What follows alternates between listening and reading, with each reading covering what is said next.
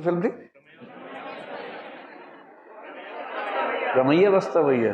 ये तो मैंने देखी ही नहीं। मैं तो दिल वाले फीलिंग से बोल रहा था। DDLJ देखी आप लोगों ने? अच्छा, तो ये है कि वो कह दे कि भाई मेरे पास फुर्सत नहीं है, मुझे पढ़ाई करनी है और आप चुपचाप पढ़ाई कर लीजिए। पर किसी किसी का दुर्भाग्य होता है, हाँ हो जाती है। और हाँ होना तो ठीक है।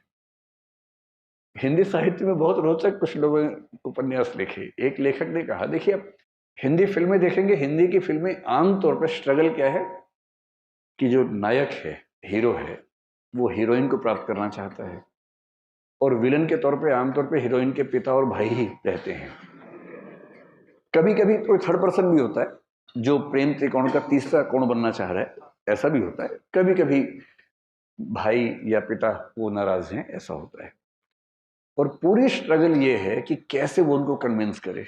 अगर फिल्म इमोशनल है तो वो अपनी होने वाली पत्नी के पिता को कन्विंस करने के लिए गांव में जाएगा, खेत में रहेगा, साथ में काम करेगा सारे।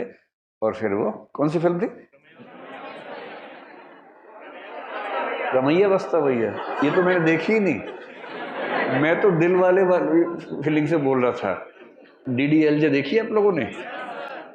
वही है ना, इसमें शाहरुख खान, काजोल, अमरीश पुरी। हाँ, उसमें पूरी ताकत लगाई है कि मैं किसी तरह से इसके पापा की सहमति बना लूं, उसके बाद विवाह करूं, और उसने बना भी ली।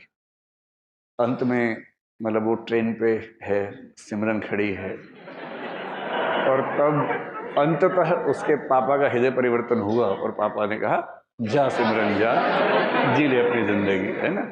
इससे क्या होता है, इमोशंस बहुत हमारे ओवर पावर करते हैं कि परिवार भी बच गया, रिश्ता भी बच गया। इससे अच्छा क्या है?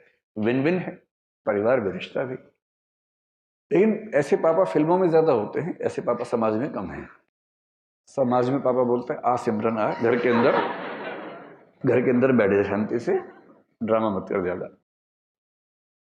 तो लेकिन एक उपन्यासकार ने बड़ी अच्छी बात कही। उसने कहा कि कहानियां पढ़ के लगता है कि सारी स्ट्रगल विवाह तक की है, और हिंदी की फिल्मों का, अधिकांश फिल्मों का जो अंतिम दृश्य होता है उसमें हीरो हीरोइन की शादी हो रही होती है, मंडप सजा होता है, फूल बरसाए जा रहे होते हैं, और उसके बाद द एंड लिखा हुआ आता है।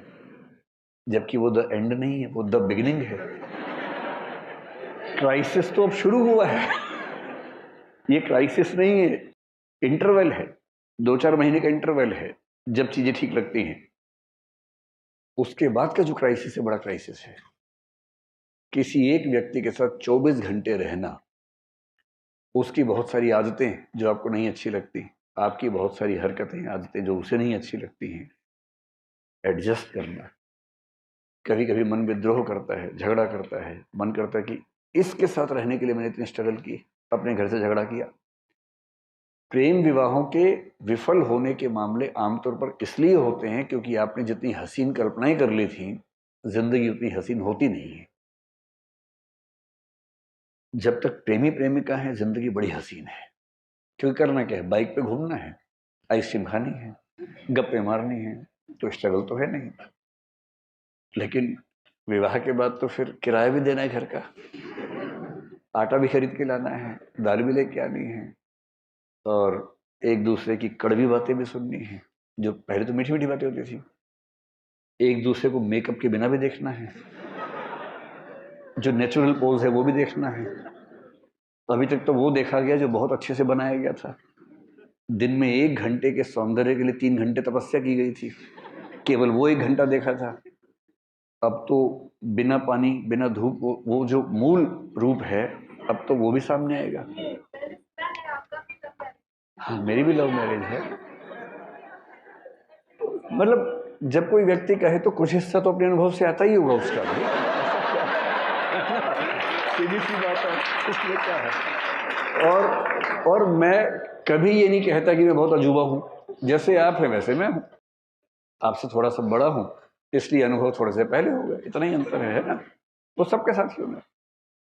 लेकिन असली स्ट्रगल यहां तक की थोड़ा ना हो, तो उसके बाद की। जैसे आईएएस बनने तक की स्ट्रगल एक है, आईएएस बनने के बाद की स्ट्रगल दूसरी हो जाती है। पर स्ट्रगल तो जिंदगी में रहती है, हमेशा रहती है। हरिवंश राय बच्चन ने बड़ी अच्छी बात कही कि संघर्ष है तो जीवन है। बिना संघर्ष के थोड़ा जीवन होता है, जीवन में संघर्ष थोड़ा बहुत रहता ही है। ठीक वैसे ही जो आपसे कहना चाह रहा था कि अगर दुर्भाग्य से किसी ने हाँ बोल दिया